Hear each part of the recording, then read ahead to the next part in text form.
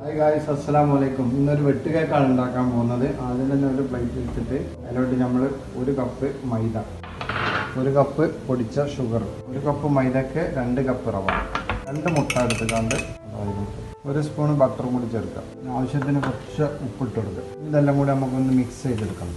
Vanilla essence ഇട്ടിട്ട് ഒരു 1/4 spoon baking സോഡയും കൂടി നമ്മൾ ഇത് ആഡ് ചെയ്ത് കൊടുക്കുക. നല്ല ചപ്പാത്തിക്ക് കുഴക്കുന്ന മാതിരി നമ്മൾ കുഴച്ച് ഇവിടെ വെക്കുക. കുഴച്ച് റെഡിയാക്കി നമ്മൾ 2 മണിക്കൂർ ഇനി റെസ്റ്റിന് വെക്കുകയാണ്.